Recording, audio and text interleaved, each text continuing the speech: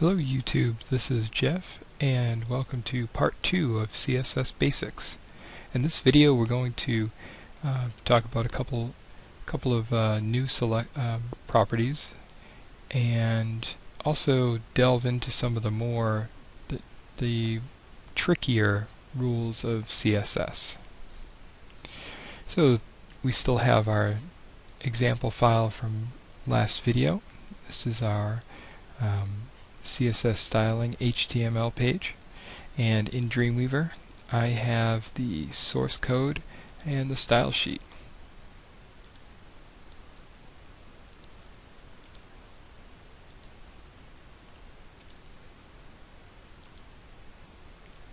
Okay, so we can review a couple of changes I've made here.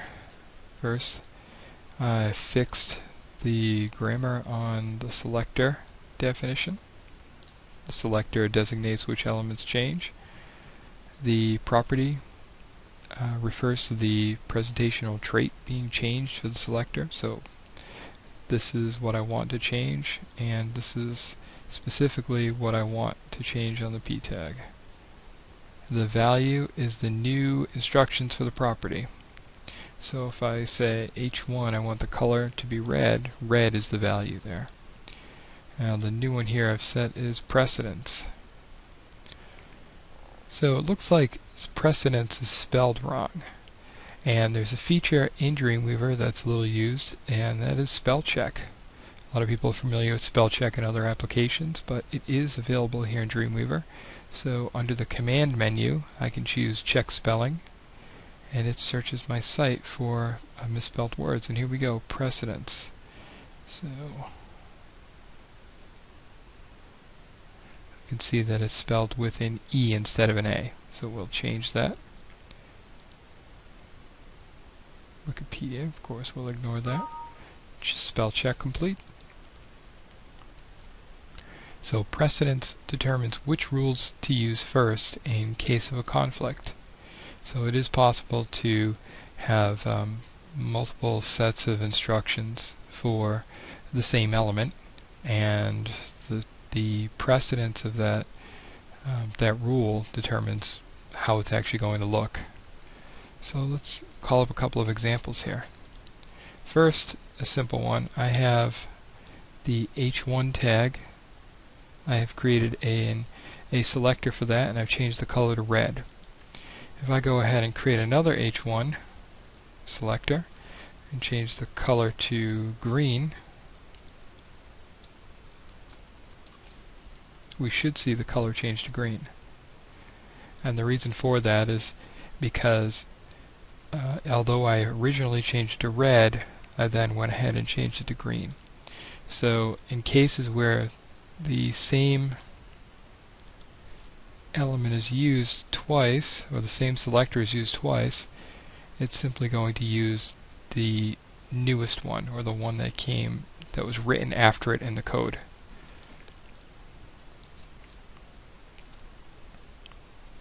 Now, there's other conflicts that can occur with CSS.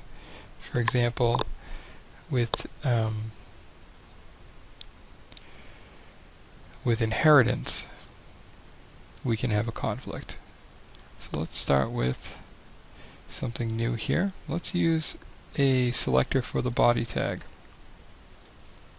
And what we'll do is we'll create a background color for the body.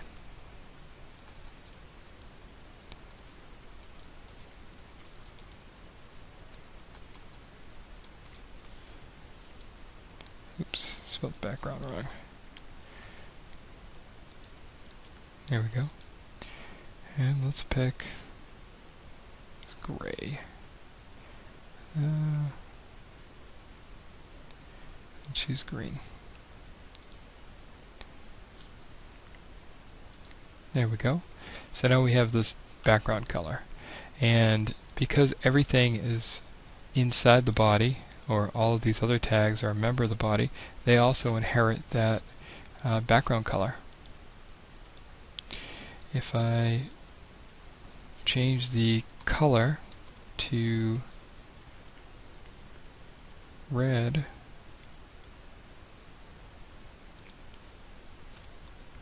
Actually, we've already used red. Let's use purple.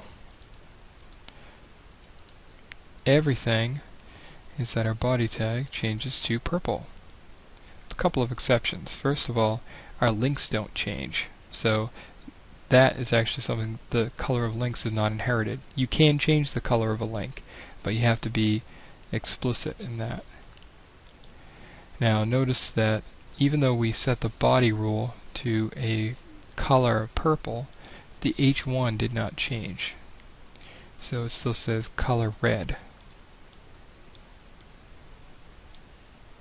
And even if I move body down here so that it's written after the H1, it will not change that. And the reason for that is because H1 is more specific than body. The body tag contains other tags inside it, and the H1 tag is more specific. It's a nested tag inside the body tag. So the rule there is it's going to use the more specific as opposed to the general, and that's another syntax rule for CSS. So first, it's specific to general, and in the case of elements that are the same specificity, it's going to use whichever one was written last. Okay.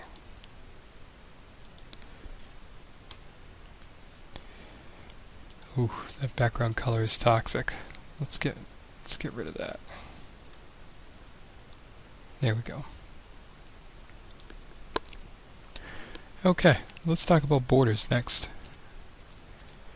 I have a block quote here, and I'd like to call that out. So if I review my code,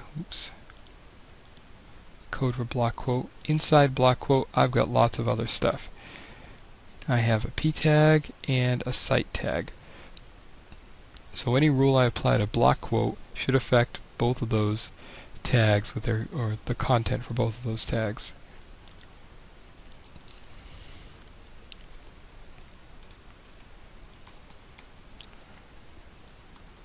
There we go, block quote. Let's call a background color of gray, that way we can see what's happening here. There we go. We can see the background around the block quote. Oops. Now, it's pretty tight, so if we want to create some space around it, we can actually use something called padding. And you have to specify, when you use padding or margins, you have to specify the unit. Same thing with type sizes, you want to specify the unit, so px for pixels. And you can see it's created this area around it, this little channel around it. It's called padding. Now let's specify a border. So if I look in Dreamweaver, I can see there's lots of different border properties I can change. And for example, we have border dash bottom, and I have border bottom color, border bottom style, border bottom width. So this can get pretty complicated. We could specify all of these one after another, and for the top, the left, the right, and the bottom. But instead we're going to use a shortcut. We're just going to say border. Now you can do this with certain properties as long as all the values are going to be the same. So if I'm going to use the same top, left, right, and bottom settings, then I can use a shortcut. So for the width on all four sides, I'm going to put thick. Then the style of my border is going to be solid. Solid. And then finally the color. So we'll choose red.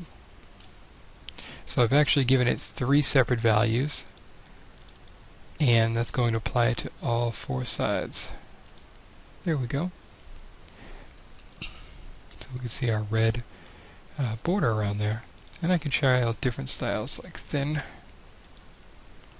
And I can also just specify a size.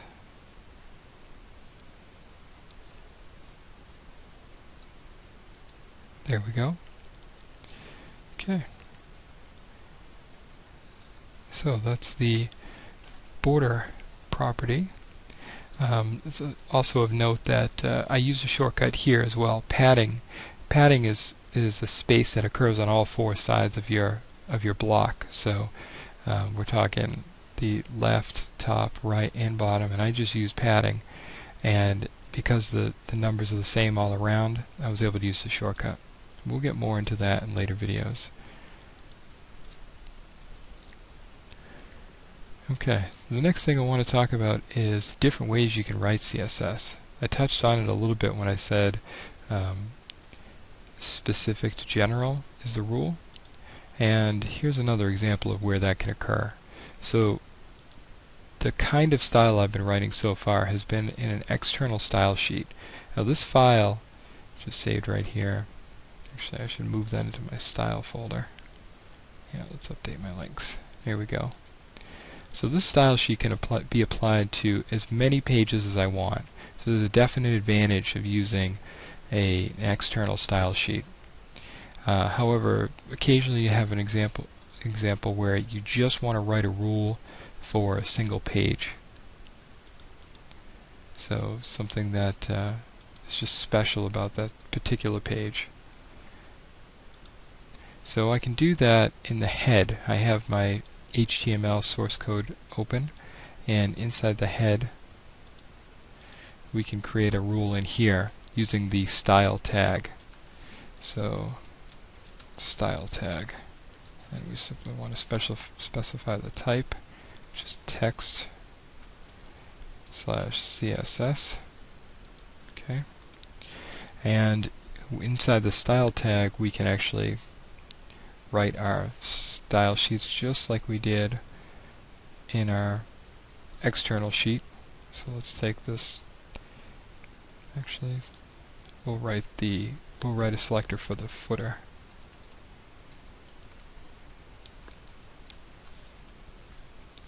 And we'll just say color, and we'll select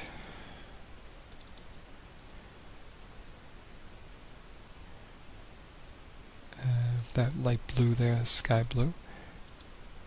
Let's see.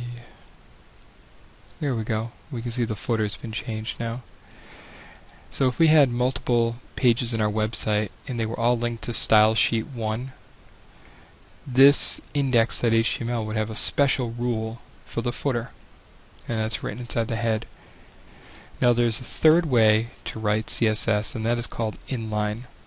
And inline is probably more common than this internal style, and that allows you to use the style attribute. So we've written, if we have a rule for the p tag, which I do, let's say color, and we'll use red because that's going to show up nicely. There we go, we can see that. The p tag up here is in red, but so isn't the p here. Okay, so where else is our p tag contained? It's actually down here inside the footer.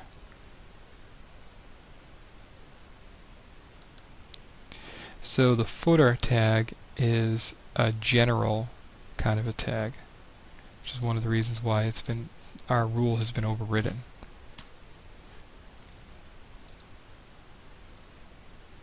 There we go. So if I look at my page now, if I go to my internal style and I use the p tag, it's going to use the instructions here over the instructions that were written in our global style sheet because they're more specific. Okay. Now let's say I like this color, but I don't like what's happening here in this block quote. Perhaps this block quote is the only it's only being used on this one page, and I want to change it just for this one element. I can do that with an inline style.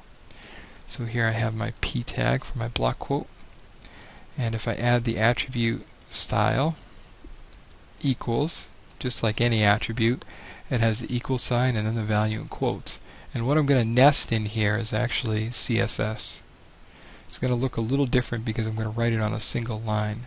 But let's say color, colon, and I can select the color again. We'll just choose green because again, it's going to look good, or it's going to be displayed clearly. And here we can see that green. We can also add multiple properties to this. We just need to keep it on the same, well, we could press enter, but I'm just going to keep it on the same line here. Let's say line height. Just use 5. Ooh, squished them. I wanted to expand them. Let's try that. 25. There we go. Now we have extra spacing between the lines.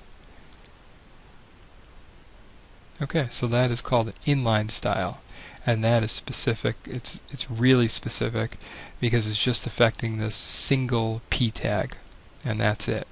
Nothing else. It won't affect any of the other p tags on this page, and obviously it will not affect any p tags that are used on other pages. So the rule is being overridden each time. We have a rule in our global style sheet, or our external sheet for the p tag says it's supposed to be red.